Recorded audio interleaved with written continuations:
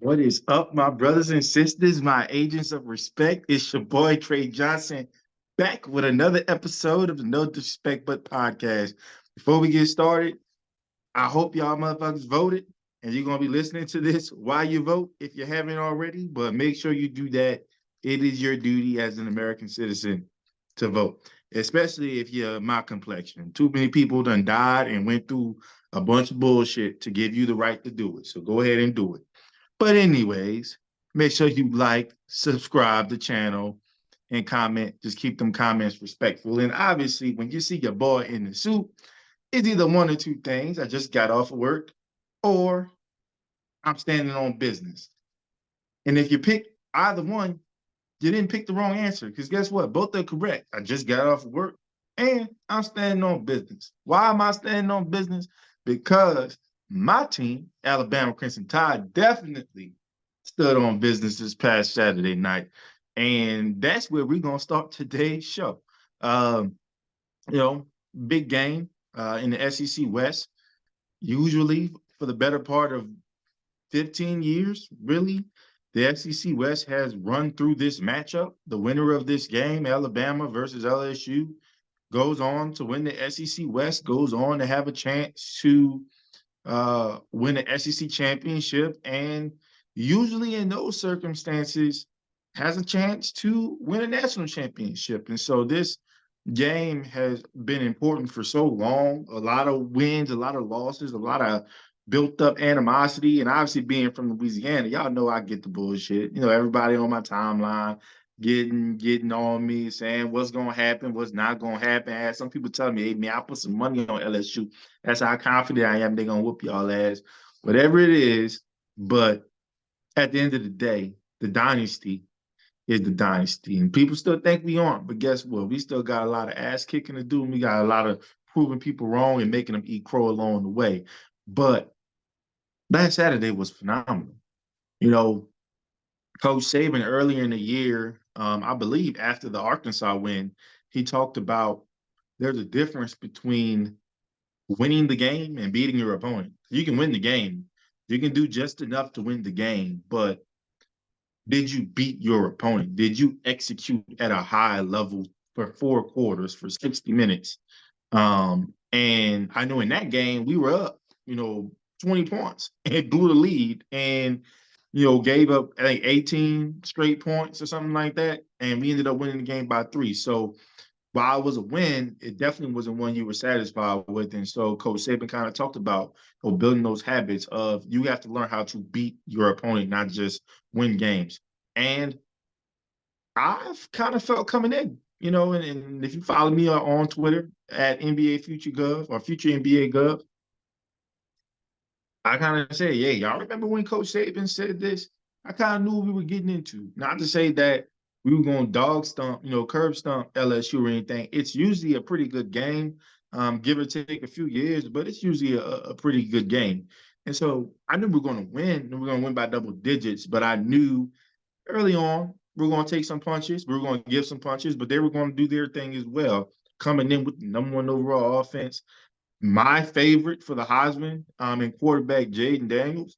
Uh, Obviously, the defense is shit, and it added to it because they were starting a bunch of true freshmen because most of their starting secondary was injured. They don't know how to use Harold Perkins. They're just like they're playing a guessing game. Uh, so they had some issues of their own in their own right, but really good team with a really great player at the most important position in Jaden Daniels. And so we knew we were going to get that best fight. And man, they was hitting some haymakers, boy, passing the ball, running the ball. We couldn't stop a damn crosser in the first half. Shit, when it looked like we had a potential stop, we had poor rush lane discipline, and Jaden Daniels was just taking off for 50 yards, and it didn't even look like he was running fast. He was just kind of coasting, getting into the secondary, and it's like, yeah, I guess I'm not about to score a touchdown. Y'all can tackle me now, or I'll get down. So it was really good. But what was really promising was that it was the Milrow show, baby. Jalen Milrow and that offense came to play, not those slow starts we had been accustomed to maybe the first 8 weeks of the season. especially the last 7 games coming into this game. It was bad. And I was like, hey, look, man, like we can't start slow versus this team now because again, they have the #1 offense in college football. And I'm seeing fucking Jaden Daniels putting up 40, 50 in his sleep. And I'm like, we gonna have to score with these boys now. So we can't be, messing around. And Tommy Reese, our offensive coordinator, I don't know what type of bag he had, but he was fucking in that bitch. Like the quarterback run game, the run game with the running backs, getting them involved in the pass game. There was a few plays that Milrow just kind of missed on. One to Nye Black kind of running up the seam wide open on a linebacker one-on-one. We kind of missed that throw. Had one where we had Ja'Cory um, no, Isaiah Bond. I'm sorry, Isaiah Bond, wide open, kind of missed him on that, but we made up for it by scoring a rush touchdown the next play. And you just kind of saw some of the things we thought we were going to see from a Jalen Milrow coming into the year, especially more of the quarterback run. And man, we saved it for a perfect time. And we scored 42 points, 142-28. Really got a big interception. You knew this game eventually was going to come down to what defense made the big plays first and more consistently. And Alabama was able to do that more so than LSU. Maybe you can chalk it up to some of the injuries LSU had in the secondary, but you know, Alabama was able to make the plays that needed to be made. Dallas Turner getting a key kind of tip, which led to a Terrion Arnold interception, then put us up, allowed us to go up and kind of really put this game away. And so 6 touchdowns. So of the 42 points, all 6 touchdowns scored were rushing. That just exudes dominance. That exudes imposing your will on your opponent. And so while of course, there's some things that Coach Saban can identify that needs to be cleaned up in preparation for Kentucky, right? I still think we saw an Alabama team that played complete football, maybe for the first time. Nope, I take that back because Will, you owe me 6 points, man. You owe me 6 points.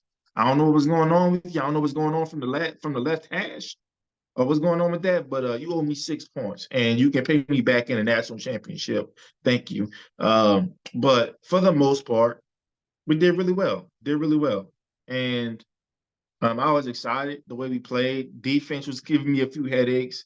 A few of the missed throws by Milrow was giving me a few headaches. But all in all, we played well, and I think we were the better team. We were able to prove that. And look, I love it. I love what we showed. What was bad, I guess, is there wasn't much talk about how dominant we were. I think a good bit of the talk was on the Dallas Turner hit on Jaden Daniels. Some say it's a dirty hit. I don't think it's a dirty hit. I think, look, and I kind of tweeted this, I don't think when you wrap a guy up, you shouldn't drive him into the ground. But at the end of the day, it is football.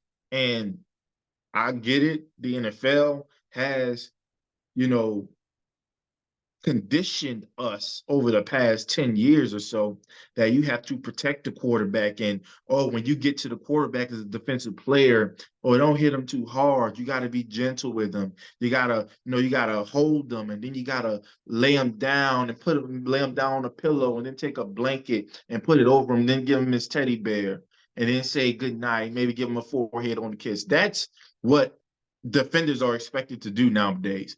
I think people have forgot that football is a violent game. Your motive is to hurt your opponent. It is. It is to inflict bodily harm and enough bodily harm to where they quit. Not necessarily physically all the time, but mentally to a degree as well. More so mentally than physically. And that's what football is. And so I think, given the confines, there's a one-step rule for a reason. Dallas made contact within that one step. He didn't take an additional step to get to the quarterback. If you look at more angles, you see that the initial hit was actually more so in the chest area than the head or neck area. And again, unless you want Dallas Turner or Jaden Daniels, for that matter, to become 5'11" and just in the instant, what do you think is going to happen? Like they're two guys both around the same height, kind of standing head up with each other. Their helmets are going to touch at one point. And what was different is Dallas didn't launch. He didn't lead with the crown of his helmet. It was face mask to face mask. And the only reason why he got the roughing penalty, if you want to be honest, was that he drove the quarterback into the ground. And it's one thing to drive him into the ground, but kind of had him wrapped up. There was no way for Jaden to brace his fall. Ended up landing on his head, ended up leaving the game with a concussion. Although Brian Kelly had to, actually put him back out there. His mom had to come out there and say, "Nah, get my baby off the field. Like, what the hell is wrong with you?" Like, he's clearly not ready to be in the game. But that's neither here nor there. That's for LSU to talk about, and that's for Brian Kelly to address as to why he thought for a second that Jaden Daniels is ready to go back to that game without being evaluated for anything. So don't talk to me about player safety. If you want to talk to what's going on in Baton Rouge, because you ain't about to cry on my shoulder. It was a football play, maybe a little excessive, but that's why a flag was called. But there was no targeting. I think everybody was crying about targeting. There was no targeting on the play. They got the 15-yard penalty, wasn't able to do anything with it. You know, it is what it is. Alabama was able to really put that game away. What I really love was that they were able to put the game away through their run game. It just seemed like it got to a certain point where our offensive line was just winning every snap. And you love to see that. You love to see that. Doesn't matter if you like the new high flying, high potent offense game or that old school ground and pound. At some point, it has to come down to one of the trenches, defense or offense, imposing their will in crunch time. And we got to see, as far as Alabama was concerned, we got to see their offensive line really imposed their will down the stretch and start getting anything they wanted. And so, with a big win, coming off a big win, got 3 games left in the regular season. You got Kentucky coming up on the road. I don't think they're an opponent to sneeze at, especially defensively. They're always going to bring it with Stoops' offense. Stoops' defense. So Dennis, got a pretty good offense. They haven't been scoring much. So maybe that's an advantage for our defense. But I know our defense is dealing with some injuries at the linebacker position. Oh, Jaden Daniels, man. He got my boy Lawson's ankles, but I hope he's going to be okay. So I know we're dealing with some injuries at the linebacker position. We're dealing with some injuries at the safety position. So we're looking, this is a time where, we really got to have great practice, great reps, get everybody together on the same page because we're going to need it. There was a lot of kind of get back energy these past 2 weeks because we had a rival in Tennessee and, kind of a rival in LSU, given, again, this matchup usually warrants or decides the SEC West champion. So, really high energy games, trying to get some revenge from last year where you lost to these two teams. There may have been a lot more focus and attention to detail. And so if Alabama's going to run the table, they're going to have to stick to that.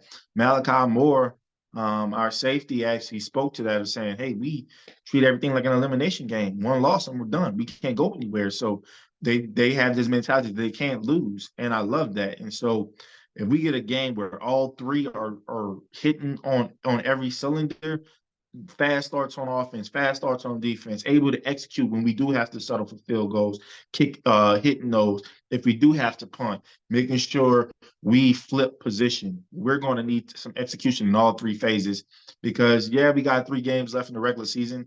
They're not going to be easy games. Like I said, you're going on the road against Kentucky.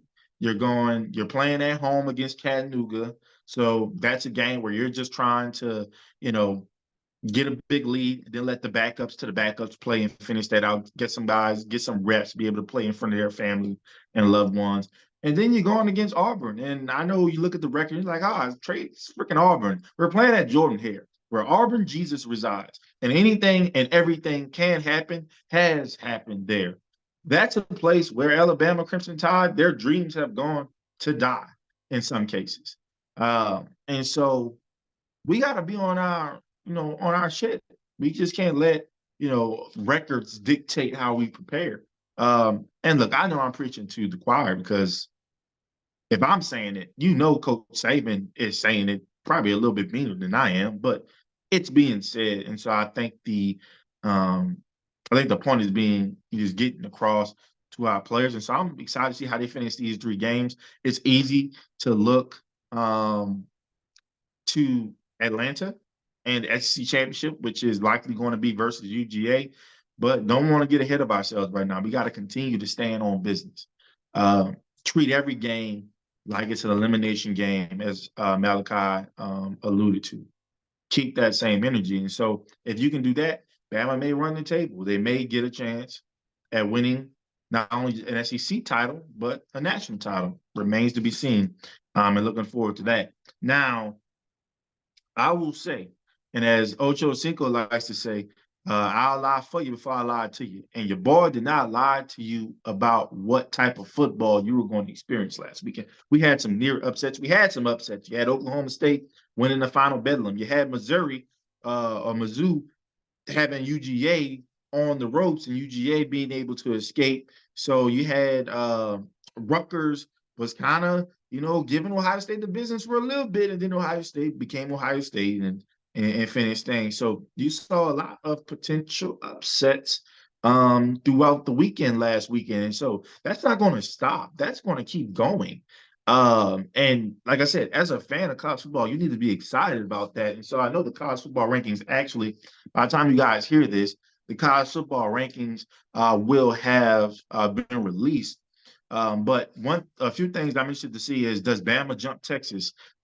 Texas had kind of a close game. They really were blowing Kansas State out most of the game, but collapsed in kind of the fourth quarter and lost in won in overtime by 3 points because Kansas State stupidly didn't take points. But that's neither here nor there. But I'm wondering, because Bama won in the fashion that they won, despite their lone loss being to Texas, does Bama jump Texas in the rankings? It's a possibility. I don't see it yet, mainly because of how dominant Texas was in their game versus Alabama and how dominant they were for pretty much 3 quarters versus Kansas State this Saturday. So that might relatively stay the same. I spoke about the bedlam, the final bedlam with Oklahoma State going against Oklahoma, and Oklahoma State taking that win. I didn't think that was going to happen. I did not see Oklahoma, Boomer Sooner, losing 2 games in a row. I thought them and Texas were going to meet each other again with one loss. Winner decides not only the Big 12, but who's getting the college football playoff berth. But that didn't happen, or I mean, it could still happen, but it didn't happen, or it's not going to be what I thought it was going to be because OU lost their second game 2 in a row. And so where do they fall? They were ranked 9 right behind Alabama. So who replaces them? Obviously, Ole Miss may get in, but does a Penn State get in? Does a Louisville get in at number 10? Remains to be seen. Really excited to see what that is. So as I get off of you guys, I'm actually going to look and see what that is. I talked about Alabama running the table. Can Washington and Oregon run the table? They're looking like they're looking like the 2 best teams in college football. Let's just call it. I know we talk a lot. I know I talk a lot about the Pac-12. I call it the WAC-12. I hate them. I've hated them since I was a kid. Like, I didn't like Reggie Bush until he was a Saint. That's how much I hated teams from the Pac-12. But we got to really start talking about Washington. I said I had them losing. I had them losing by double digits to USC on the road. And guess what? Penix told me to shut the hell up. That Washington Huskies defense told me to shut the hell up because I said USC's defense was going to make a couple plays to put it away. And Huskies said, bet, we're going to make the plays. And they made plays. They got an interception. I think they got a forced fumble. And they were able to win that game by double digits. So pretty much reverse of what I had predicted. I thought USC was going to, maybe run the table or make things scary in the college football playoff race. But Washington said, no, we are for real. And they're still undefeated. Maybe, just maybe, they may jump into the top 4.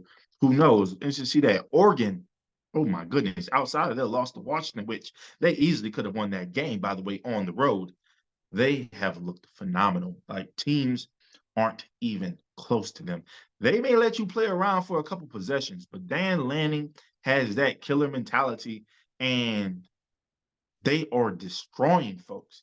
When I say these 2 teams are the best 2 teams in college football, I am not just making that up. I'm not exaggerating. Turn on the freaking tape. It's a track meet, but only one team's running. That's really what it is. So they could theoretically run the table. I feel like they're going to end up meeting each other again.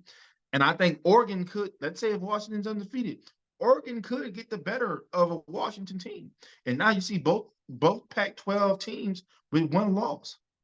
College Football Playoff Committee is going to have a decision to make. So really interested to see kind of where they're positioned, if they're still at 5 and 6, or if one of them has moved up.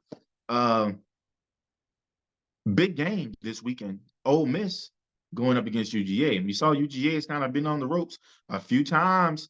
I think there was a stat that said in their 5 SEC games, they had trailed 4 times. They've been behind 4 times. So they've shown a level of vulnerability that we haven't really seen in UGA over the past couple of years now. And Mizzou had a chance. This is their second year in a row having a chance, and Brady Cook sold. But can Ole Miss succeed where Mizzou failed? Jackson Dart, I would say he's probably a better quarterback uh, than Brady Cook, because I think he's a little more experienced in his system and what he's doing. I think he's a little bit more mobile, even though Brady Cook was killing UGA with his running ability. Um, Now, does Ole Miss have a guy? You know, Mizzou had Luther Burden. He's a guy. Does Ole Miss have a guy?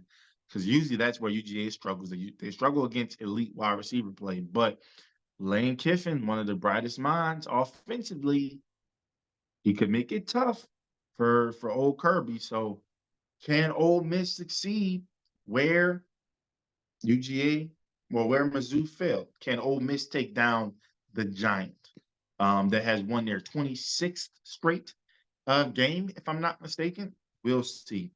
Um, And then last but not least, Michigan. We know what's going on with them right now off the field. But this show right now, we're going to talk about on the field. We're not going to talk about that off the field stuff until there's a resolution. So see you guys in 2030.